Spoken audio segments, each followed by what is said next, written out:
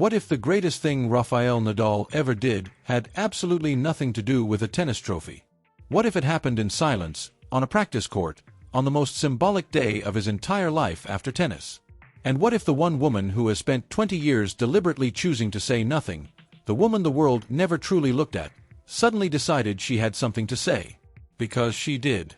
And the moment she opened her mouth, everything the internet thought it knew about Rafael Nadal's life, his marriage, and his connection to a 20-year-old girl from the Philippines collapsed into something nobody had prepared for. This is not the story you think it is. Not even close. So stay with us, because the further into this you get, the more you will realize that the real story was never about tennis at all.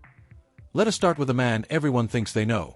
For 2 decades, Rafael Nadal did things on a tennis court that made the laws of physics feel like suggestions. 22 Grand Slam titles. 14 French Open crowns. A number so obscene it still does not feel real when you say it out loud. 209 weeks as the world number 1. A left-handed forehand so violent, so precisely controlled, so brutally effective that sports scientists have spent years trying to reverse engineer exactly what made it so impossible to return. He bled through his foot in a Grand Slam final and kept playing. He came back from knee surgeries, wrist injuries, abdominal tears, and a foot condition that specialists said would end his career multiple times over.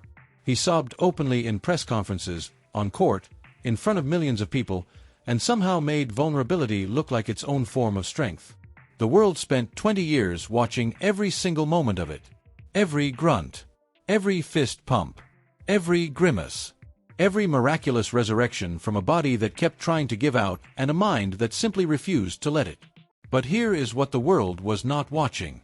Or rather, here is who the world was not truly watching. Because behind every single one of those victories, behind every tearful trophy lift and every limping exit and every comeback that defied medical logic, there was a woman most people genuinely never stopped to look at. Her name is Maria Francisca Perelló. And the world knows her simply as Mary. Or by the childhood nickname that has followed her since she was a girl growing up on the same sun-drenched island that produced her husband, Ziska. She and Rafa were introduced as teenagers through his sister. Within a couple of years of that first meeting, something between them ignited that has never gone out. She was 17 years old when she first fell in love with a boy who would go on to become the most decorated clay court player the sport has ever seen. And from that moment forward, she made a choice that almost no one in her position ever makes. She chose to stay out of the story. Not because she had nothing to offer. Not because she lacked confidence or ambition or a life of her own. Mery Perelló holds a business degree from the University of the Balearic Islands. She completed postgraduate education at ESAID in Barcelona, one of the most respected business schools in Europe.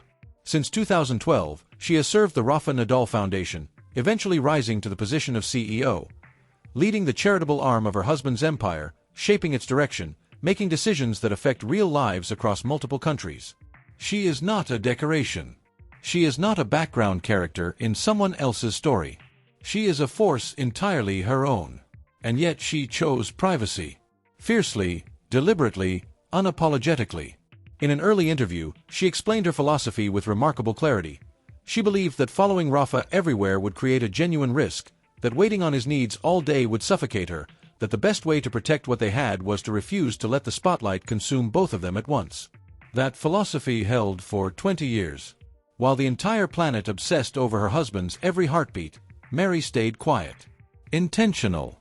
Immovable. Which makes what happened next so extraordinary. Because when the woman who had built her entire public identity around saying nothing suddenly chose to speak, the world did not just listen. It stopped completely. But before you can understand what she said, and why it hit the way it did, you first need to understand who she said it about. And this part of the story is one that the headlines never told properly. So let us tell it right.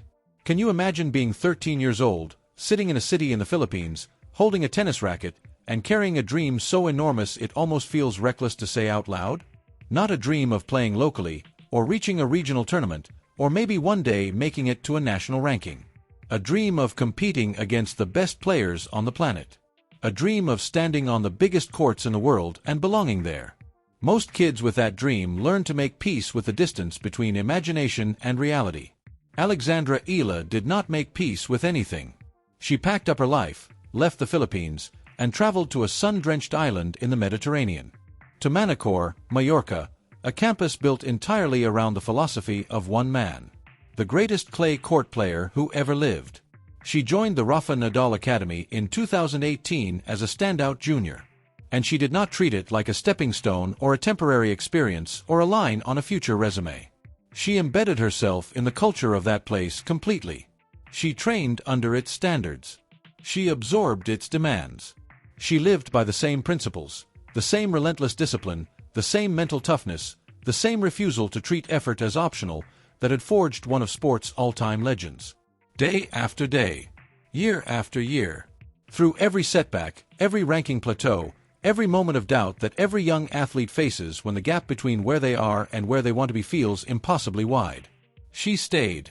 She worked. She became. In 2023, she graduated from the Rafa Nadal Academy in a ceremony that told you everything you needed to know about the kind of player she had become.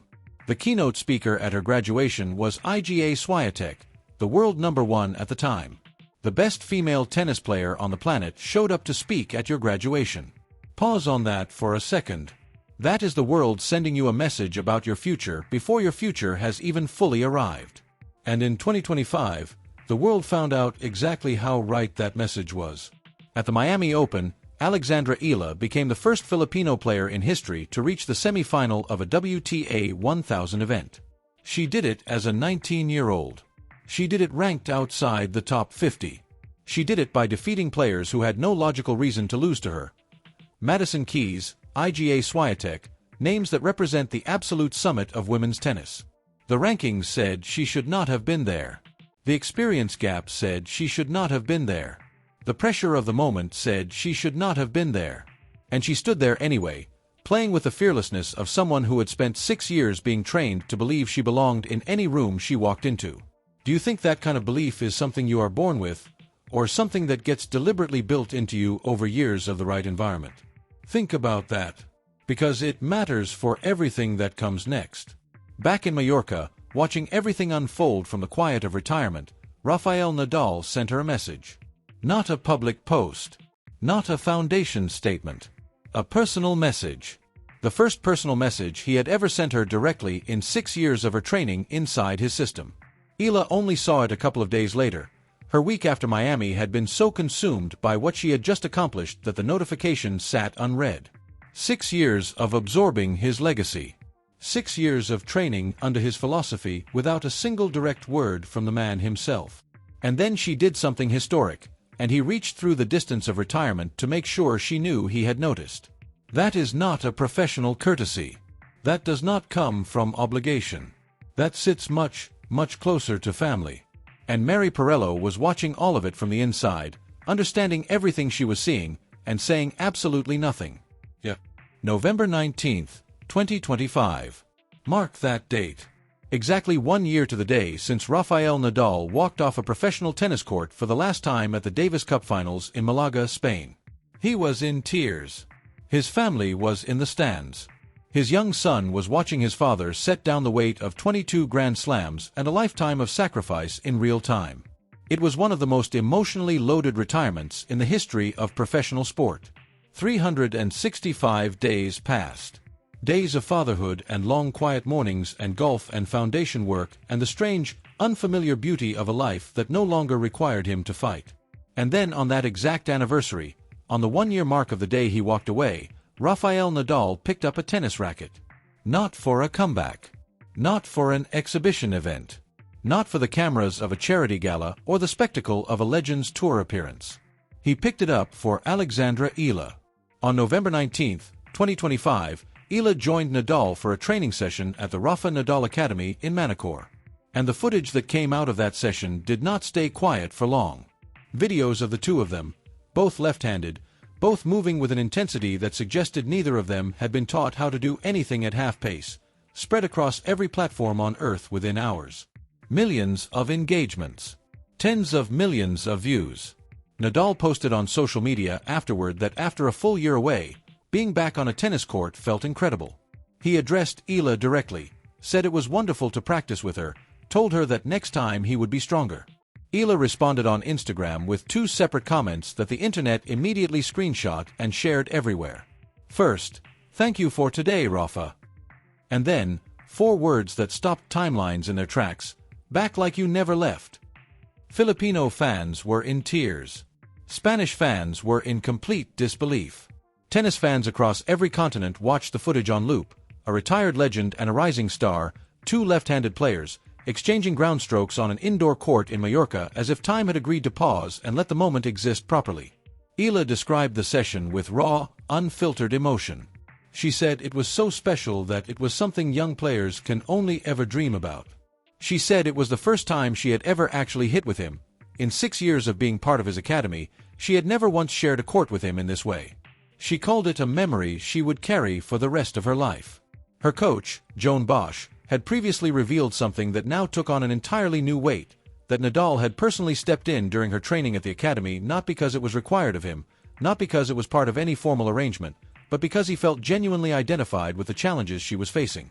He had picked up a racket and started hitting serves to demonstrate what he was trying to tell her. Bosch called it the luck of being inside the Rafa Nadal Academy. Now the whole world was seeing that luck play out in real time. Is this the most beautiful mentorship story in modern sport, or is there something even deeper going on here? Keep watching, because the internet was about to ask a very different kind of question. Social media is many things. It is community. It is joy. It is the ability to share a moment between a retired legend and a 19-year-old girl from the Philippines and have it reach the eyes of 50 million people within 24 hours. It is also, sometimes, something far less generous than any of that. When the anniversary training session went viral, the majority of the response was everything you would hope for: pride, admiration, emotion, the kind of collective joy that only sport seems capable of producing across language barriers and national borders. But the internet never stops at beautiful. A fraction of the commentary, loud, persistent, multiplying, began to ask different questions. Why had Rafa specifically chosen to spend the anniversary of his retirement with her? Why was this young woman the one who brought him back to a tennis court after a full year away? What did it mean that the man who had always called family his greatest priority was publicly and warmly mentoring someone his wife had never once publicly mentioned? Fan forums filled up. YouTube channels produced speculation videos. Comment sections in multiple languages asked variations of the same uncomfortable question. Because here is the brutal, unavoidable truth about public figures who protect their privacy. When something breaks through that wall, even something entirely innocent, the silence surrounding it becomes a vacuum. And vacuums get filled with whatever people choose to pour into them. Mery Perelló had spent 20 years making herself unfillable. She had held her posture perfectly through everything. Every tournament, every injury, every comeback, every retirement rumor, every intrusive question from every journalist who had ever tried to make her part of the story. But this time, something was different. This time, the question was not about tennis. It was about her husband, a young woman, and the nature of a bond the world was only just beginning to understand.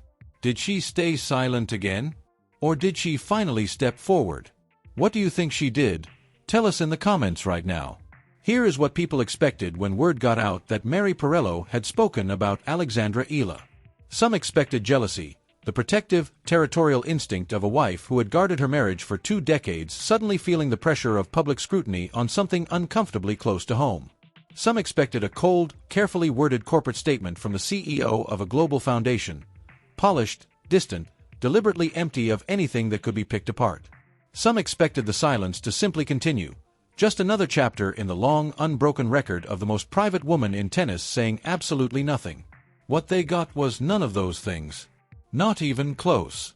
What Mery offered was something that could only come from a woman who had spent 20 years watching her husband give pieces of himself, his body, his time, his relentless and sometimes brutal mental energy, to a sport that loved him back with almost as much cruelty as it gave him glory. She had watched him bleed through his foot in a Grand Slam final and refused to stop. She had watched him sob in press conferences after losses that broke him in ways the scorecard never captured. She had watched him retire at the Davis Cup with their young son in the stands and tears running down a face that had spent a lifetime learning new kinds of pain. And then she had watched him walk back onto a tennis court, 1 full year after all of that was over, with a light in his eyes she recognized immediately. The light that had always been there when he was exactly where he was supposed to be. In speaking about Eala, Mery expressed something the internet had not remotely prepared itself to receive. She said she understood completely why Rafa had formed such a deep and powerful connection with the young Filipino player. Because what he was doing with Eala was not a distraction from retirement. It was not a replacement for competition or a way to fill the void left by 22 Grand Slams. It was something more essential than any of that. It was an extension of his identity. The Rafa Nadal Academy was never just a business venture or a branding exercise. It was never just the next chapter in an empire-building playbook. It was Rafa's answer to the question every great athlete eventually has to face: what happens to everything I built when my body can no longer carry it? It was his way of ensuring that the values he had lived by for 20 years, the discipline that never compromised, the humility that never wavered, the absolute refusal to accept limitations, had somewhere real to go after the tour schedule was finished. And Alex Eala was living, breathing, match-winning proof that it had worked. She had left home at 13. She had spent 6 years inside his system, absorbing every principle it had to offer. She had walked onto one of the biggest stages in women's tennis and beaten top 10 players as a teenager ranked outside the top 50. She was not just a product of the academy. She was its most powerful argument. Mery understood that. Completely. Deeply. Without a single moment of hesitation or doubt. In his retirement farewell, Nadal had spoken directly to his family. He had called Mery his perfect travel companion throughout his entire career. He had said that coming home to see their son grow had been his greatest source of strength. That is the context inside which Mery read every single thing about the Eala story. Not as a rival. Not as a complication. But as a continuation of the man she had fallen in love with when they were both teenagers on the same island. A man whose deepest instinct, when he saw a young athlete struggling with the enormous gap between potential and achievement, was never to walk away. It was to pick up a racket and show her. Mery's words were not defensive. There was no edge to them, no carefully constructed distance. She spoke about Rafa with the ease and certainty of a woman who has never once doubted who he is at his core. She spoke about Alex Eala not as a chapter that complicated their story, but as a chapter that extended his legacy. And since his legacy has always been hers too, she claimed it with the same quiet pride she has always claimed everything that truly matters to her.